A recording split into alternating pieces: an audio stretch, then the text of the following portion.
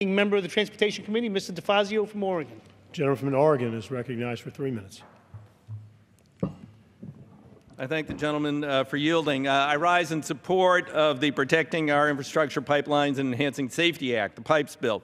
I want to thank the chairman of the subcommittee, the full committee, also the members of the Energy and Commerce Committee, my colleague Mike Capuano, and members of the Energy and Commerce Committee on our side. This is a good bipartisan product, something that's pretty rare around here these days. It reauthorizes the Department of Transportation's pipeline safety program for 4 years, includes a number of important measures that will better protect our communities, ensuring the pipelines are safe means to transport natural gas, hazardous liquids, and crude oil. Most importantly, this bill gives the Secretary of Transportation new emergency authority to impose certain emergency restrictions and safety measures on pipeline operators to address an imminent hazard resulting from an incident or unsafe practice, authority that doesn't currently exist. Here's a good example.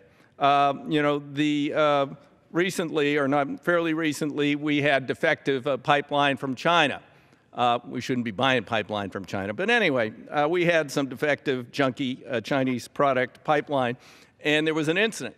But the administrator of the Pipeline Hazardous Safety Materials Agency does not have the authority to order a nationwide inspection or removal of an imminent hazard, i.e. defective Chinese pipeline. All they could do was voluntary guidance.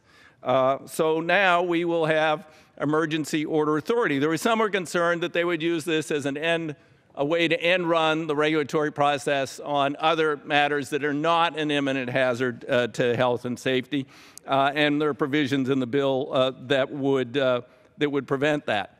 We're also pushing them to complete the mandates of the last bill, 2011, a bipartisan bill, where they have 16 mandates that Congress required that we felt were needed and prudent, and they are not through the regulatory process as yet. So we are moving them forward on that, and hopefully the trolls down at the Office of Management and Budget who hold these things up, hello, do you live near a pipeline? That they will get the message and will get these vital provisions who have been too long delayed. It gives federal, state, and emergency local responders MSDS sheets, safety sheets, so we know what the oil is. We've had past bills where we couldn't figure out what they were dealing with for days. That's not acceptable. It gives the agency the authority to have standards for underground natural gas storage facilities, but allows states like Oregon, who has 7 of these, to go above those standards. So that the states can better protect their citizens. It would put a small fee on operators of underground storage tanks. 1 additional minute, if you got it. Do you have it? I'd like to yield the gentleman another minute. Thank you. That would help to support the safety programs. I would say with respect to funding, the bill is funded at current baseline levels. We should have provided them additional funds to carry out their numerous pipeline safety missions, but unfortunately we couldn't reach bipartisan agreement on providing additional resources. It does, however, this bill increase grants to states to help them carry out their intra-state pipeline safety programs, reauthorizes funding for pipeline safety information grants to communities, which are important to my constituents. There are pipelines in places that no one is aware. There's one runs down the middle of the Willamette Valley all the way down, supplies the Eugene Airport, and a storage facility down in Eugene. A number of years ago, there was a news story like, what pipeline? There are new developments going in.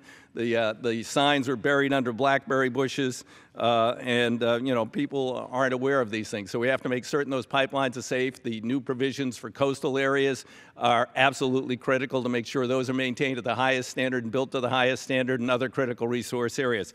So all in all, I congratulate my colleagues and recommend this bill. Thank you. Gentleman's time has expired. Gentleman from Massachusetts.